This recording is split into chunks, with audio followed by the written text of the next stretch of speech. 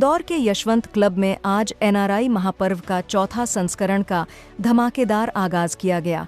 इसमें 27 देश के 220 से अधिक प्रवासी भारतीय सम्मिलित हुए हैं, जहां उन्होंने मिलकर पुरानी यादों को ताज किया और विलुप्त हो चुके खेलों को बढ़ावा दिया। दर्शन पारंपरिक खेल, जिसमें गिल्ली डंडा, सितोलियां, पतंगबाजी, कंचा, कबड्डी, लंगड़ी जैसे खेल इस सम्मेलन में खेले गए विलुप्त हो चुके में पारंपरिक खेलों को बढ़ावा देने के उद्देश्य से यह एनआरआई महापर्व का चौथा संस्करण इंदौर के यशवंत क्लब में मनाया जा रहा है, जिसमें 27 देश से 220 से अधिक प्रवासी भारतीय चौथी बार इंदौर पहुंचे हैं, जिनका स्वागत महापौर पुष्पमित्र भार्गव ने किया और इस सम्मेलन में विलुप्त हो चुके पारंपरिक खेलों का लुत्फ सभी ने मिलकर उठाया और भारतीय संस्कृति और परंपराओं की झलक प्रस्तुत की है। देखिए, इसमें दो पक्ष हैं अलग अलग। एक तो हम इंदौरी होके जीना, यहाँ पे आके वापस अपने देश, अपना घर आके वापस उस चीज का आनंद लेना जो बचपन में हम खेला करते थे। पारंपरिक खेलों में जैसे आज हमने सितोलिया खेला, हमने कंचे खेले, हमने वो क्या कहते हैं गिल्ली डंडा खेला, बड़ा आनंद आया। और ये ऐसे खेल हैं जो मेरे को लगता है कि आज की जनरेशन के लोगों को भी नहीं मालूम, भारत में भी। अब बम्बई में कहाँ किसको गिल्ली डंडा कहाँ खेलेगा बंदा, तो यहाँ हम वो गांव में खेल चुके हैं, तो वो खेल के बड़ा ही ऐसा वापस अपने रूट्स पे आ गए हैं। और पुष्पमित्र भैया को बहुत बहुत धन्यवाद देना चाहता हूँ कि उन्होंने इस तरह का आयोजन करके इस तरह से परंपरा को जीवित रखा है। और एनआरआई को नॉन रेसिडेंट इंदौरी बोल के हमको और जुड़ गए हम, तो बड़ा ही अच्छा लगता है। इन्वेस्टर की बात की जाए तो क्या आप भी कुछ इंदौर के लिए कुछ सोच लाएंगे? यस, हमने एक कंपनी चालू की, आईटी कंपनी, जिसमें हम कोशिश ये करते हैं कि हम केवल इंदौर के ही इंजीनियर्स को उसमें एम्प्लॉय करें, क्योंकि हमारा यहाँ रहने का मतलब क्या है। तो भले ही हमको थोड़ा सा स्ट्रगल करना पड़ता है कभी कभी, लेकिन हम कोशिश यही करते हैं कि हम इंदौर के ही यंग बच्चों को, इंदौर के अपने लोगों को आगे बढ़ाएं।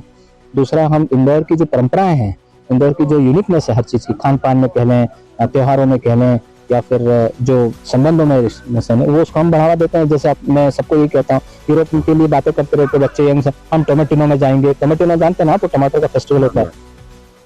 तो मैंने कहा टोमेटिनो छोड़ो, हमारे इंदौर में टोमेटिनो का बाप होता है, बियर जिसको बोलते हैं, रंग पंचमी पे।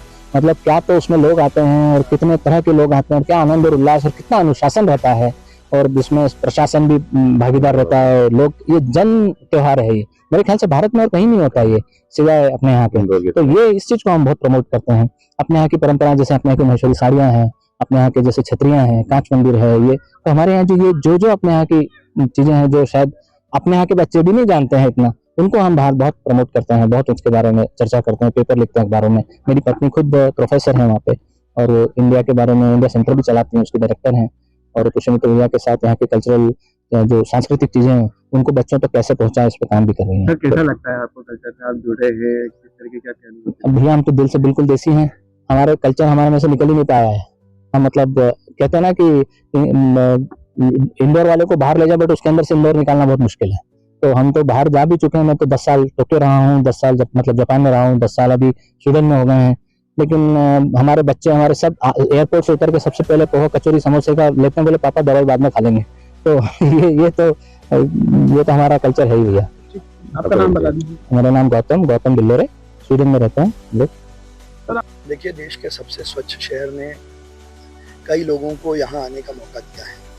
करीब 1000 से ज़्यादा डेलीगेशन इंदौर आके यहाँ के मॉडल को देख के गए हैं। लेकिन सफाई के अलावा कई ऐसी चीज़ें हैं जो देश के अन्य शहरों में बहुत अच्छी है।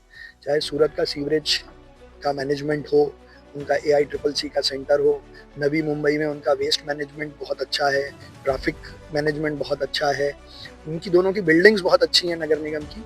तो हमारे 2 पार्षद दल के अलग अलग ग्रुप्स कल एक नवी मुंबई और आज सूरत के लिए रवाना हुए हैं, कि वहाँ जाकर अपनी बेस्ट प्रैक्टिसेस को शेयर करेंगे और वहाँ जो अच्छा हो रहा है उसको देख कर आएंगे, ताकि हम नए कुछ काम यहाँ लागू कर सकें। वैसे ही 5-6 जनवरी को एक बड़ा दल विशाखापट्टनम भी जाएगा। तो ये शहरों के बीच एक दूसरे के सामंजस्य से, समन्वय से, एक दूसरे के अच्छे कामों को देखने समझने का प्लेटफॉर्म है, और इंदौर भी बाकी जगह जाकर देख और सीखना है।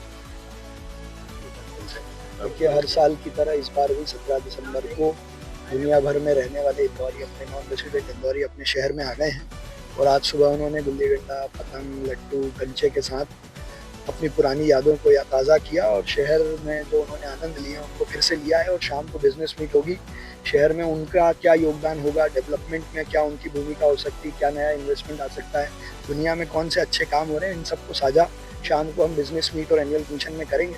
मैं अपनी ओर से देश के दुनिया के 45 देशों से आए हमारे करीब 250 से ज़्यादा प्रतिनिधियों का इंदौर में स्वागत करता हूँ। सर बात करें तो कोई विशेष सजेशन आए या किसी देखिए, शाम को बिजनेस मीट होगी जिसमें हम एनुअल रिपोर्ट भी रखेंगे कि साल भर में हमने दुनिया भर में रहने वाले अपने एनआरआई साथियों के लिए क्या क्या काम किए हैं और उन्होंने इस शहर में इन्वेस्टमेंट के लिए क्या योगदान दिए और उनके जो सुझाव हैं वो सब भी शाम को मिलेंगे। विशेष रूप से आज जब बात हुई तो शहर की स्वच्छता को नेक्स्ट लेवल पर ले जाना है, वेस्ट की प्रोसेसिंग में उनकी क्या भूमिका हो सकती है और मेडिकल टूरिज्म एक बड़ा विषय है जिसपे सबको साथ आने की ज़रूरत है।